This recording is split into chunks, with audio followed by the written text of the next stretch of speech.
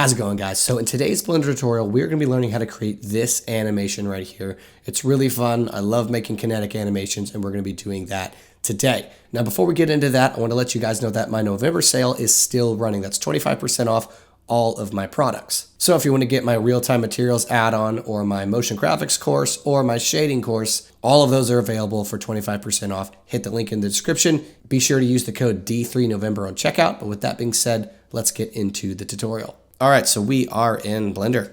So let's go ahead and get a curve, and we'll just get a path right here. Hit S2, and that's going to scale it up by 2. Then hit Tab, right-click, subdivide, and subdivide one more time. So now that we have this, what we're going to do is remaining in edit mode from hitting Tab, click this right here, and go ahead and select every other one of these points. And then what we're going to do is we're going to just pull them up pretty dramatically, but really however much you want them to go up, you can pull them up. And this is going to be the basis for all of our modeling. So let's go over here to the curve button. I'm going to bring this resolution preview to 64, and both of them 64. So right here in geometry, I'm going to go ahead and extrude it. And this is going to be how thick you want these paths to be. And then we're going to hop over to the modifiers, and we're going to add a solidify, and then make this however wide you want it to be. And then we're going to get a bevel and edit that bevel. Of course, all of this is up to your preference. Now we have this. What I'm going to do now is hit Shift D and then right click. I'm going to delete these two modifiers. We're going to go back to the curve settings and put that extrude to 0. And now we have this path right here, which our object is going to be attached to, which is going to allow us to create the illusion that he's traveling. So let's go ahead and create that object. So we're going to go to the Mesh, UV Sphere. I'm going to hit Tab, right click and subdivide. Right down here, we're going to bring that smoothness up, and remaining in edit mode, I'm going to go here to the Face Select, and I'm going to go ahead and select these two sections right here in the middle. So I'm going to click on one, I'm going to hit Alt and click. I'm going to hit Shift, remaining with Alt clicked, and get these two guys. And I think that's the center, but it really doesn't matter. I'm going to hit E for extrude and S to bring it in. And that, however deep you want that to be, that's up to you. Let's go here to the modifiers, and we're going to add in a bevel. And we're going to bevel this out to make it nice and smooth. Right click and shade smooth. Now we've created this. Let's go over here to the constraints, object, add object constraint, follow path, and our target, pick path 001, and then just kind of bring him over and then scale it down. I'm going to scale him down till he fits comfortably within our little path here. And then I'm going to say I'm going to bring him to the top, click on this wire, and he is going to dictate, you know, if he touches or not. So if we go back to our object, you know, it's not going to be perfect. He's going to dig into it right there. So, hey, we can maybe bring it up a little bit. But then what we have here is an object that is going up and down. And what's cool is you can always edit this. So click this guy and click this guy, hit Tab, and you can bring it down a little bit. And then, say bring this down a little bit too, and now you have a happy guy. So there we go, we have that. Now let's go ahead and animate this. So we're going to go here and give ourselves 60 frames, and I'll bring this guy to the top of this ledge right here. And so what I'm going to do, I'll go over here and hit the back arrow to go to frame 0, and let's go ahead and animate. So go right here and then bring him to the middle. So I'm going to go here and click to go to that frame 60 and just bring him to the middle. You could just eyeball it. It's not rocket science, and click that. And now we have this happening. Now let's go ahead and animate the roll, which I believe is 3 rotations. So if you go over here, you can animate the rotation of your object. So I believe if you click the keyframe, go to the very end, I'm going to type 360 asterisk and I think 3, which is 360 times 3. Click that, and I think, yes, okay, so that is enough on the rotations. And so since we're creating a loop, we're stopping here, and we're going to start another object there. So go to the end exactly where he stops, and what I'm going to do is I'm going to take this object and hit Shift-D, and then we're going to go to the constraints, right-click, clear keyframes. Now we're going to go back to the very beginning and go back to frame 0, and then start this guy at frame 0, keyframe, go to the end, and bring him to the top of this little edge. And what you're going to notice is it's a seamless loop now. You notice when it goes to the end, there's no skip, there's no jump. He just kind of appears, which that will be off camera so that it'll work perfectly. Now, all we have left to do here just for the setup is duplicate it down. And I duplicated it down 7 times. So what I'm going to do is I'm going to highlight, hit M, make a new collection and call it 1, enter. Now, I'm going to hit Shift-D, and we have these new pieces right up here. You can see them selected. Before you deselect, hit M, new collection, 2, enter. And then just go ahead and just select those paths and bring it over. And then what I did was I brought it over 1 like that, so you can kind of see these arches and really enjoy the shape of these. And on every other, I flipped it. So what I did was I selected these 2 paths again. So select this path, hold down Shift, select this path, hit R, Z, 180, and then you're going to have to bring it over a little bit again. And now they do this, which is awesome. And it's going to create a seamless loop. And then what do? Let's do it again. All we have to do is highlight these guys, hit Shift-D, M, new collection 3, bring it over, and do that for every other one. And of course, only select those paths to bring them over. And you're going to do that. So what I'm going to do is I'm going to do this until I have 7 setups. And so I'm going to go ahead and edit that. All right, now I'm done.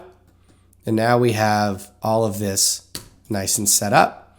I'm going to get a plane and scale it up and have that plane just meet the bottom of these guys. I'm not worried about these guys over here. So now we have this. I'm going to go ahead and set up my camera. So Shift-A, get a camera, Control-Alt-0, snap that to view, and I'm going to do orthographic. So click on your little camera settings over here and go to an orthographic view, and I'm going to zoom it in. So now if we look at this, we have a seamless loop, which is super cool. Right about now, you're definitely going to want to save. I'm just going to call it save, add it to my desktop. And let's go ahead and start lighting. So let's go ahead and start lighting this. I'm going to go to my cycles view, but you can use Eevee for this if you'd like. I'm going to go ahead and get a spotlight, and I'm going to scale him down, hit G and bring it up, and let's see, maybe scale it down a little bit more. So I'm setting up my spotlight to be right here in the center. And then we're going to give it 10,000 on the brightness. Let's go to my camera view. We're going to bring that spot size down. And then we're going to bring that radius up. And that's going to give us a nice, soft light. What I'm going to do now is get a area light, bring it up, change it to a disk, scale it. Well, I'm going to bring it above here first. Scale it to be really big, and this is just going to be a very big soft light. We're going to give it maybe 500 on the brightness. That's too much. About 300, maybe 100. Okay, so now we have this. I'm going to hit the render button and just so we can see what we have. So now we have this. Very flat, very interesting, but boring. So let's go ahead and create some materials for this scene. For the ground, I'm going to give it a new material and make it a nice blue, something like that. And then I'm going to add that material to all of these objects here. So what I'm going to do is I'm just going to select all of them. So select one, hold down Shift, and select all of your spheres. And then select this background, Control L, link materials, and that's going to make these objects all blue. Now for these guys, we're going to give it a new material, and I'm just going to call it waves. And then we're going to make it just a different color for now so we could see it. We're going to do the same thing. Select all of the waves by holding Shift, and then select this yellow one, Control L, link materials. All right, now that we have that figured out, I'm going to go ahead and head to the shading workspace, and we're going to make these materials look awesome. So for the blue one, we're going to click on this object, make it blue, or the one that is blue. Let's go ahead, get a color ramp. Let's get a bump node. Plug that into the normal. Plug the color ramp into the height. Let's get a noise texture, and then with the Node Wrangler add-on enabled, hit Control T and use the object coordinate. Let's plug the factor into the color ramp, and that's going to give us some bumping. On your distance, give it 0.1, and we can actually go to Eevee to edit this further. Let's give our detail to 12, bring our roughness up, and then let's bring the color ramp in so we can have this. So let's bring our roughness back a little bit, and actually let's use this direction, like this. Cool. And then maybe we can bring this back, bring our roughness back a little bit, and edit this a little bit till we like what we see. Maybe bring that roughness in. I'm going to bring my roughness up like that. Let's see how that looks in cycles. All right, so that gives these objects a little bit of character, which is what we want. And then for these guys, we're actually going to go back to the view. So we have this yellow. We're actually going to make them white, so we get a nice color scheme. But what we're going to do is I'm actually going to get a color ramp here. Plug that there. We're going to get a Voronoi texture. Hit Control T to get that object coordinate. Plug color into the color ramp. And we're going to make this black portion the same blue. And you can hear my cats running around. We're going to go to constant offset. Bring that scale up. Bring this back so we can have a little bit of speckling throughout on these waves, so make it nice and keep that vibe looking the same. And now we have this whole setup looking awesome and looking nice. I'm going to go ahead in the render button. I'm going to go ahead and turn on motion blur, and let's render this. See, maybe bring it to right there. Let's render this and see how it looks. And there we go. It looks awesome. It looks nice. It's simple, satisfying, looks cool. Nice floor, nice materials. And that's it. That's all we have to do. Let me show you your export settings, and we will be on our way. So click on the little printer icon, pick the resolution you'd like. What I would recommend you do is create a new folder and just call it whatever you want. Call it Waves 2, and then I'm going to double click on it, Accept.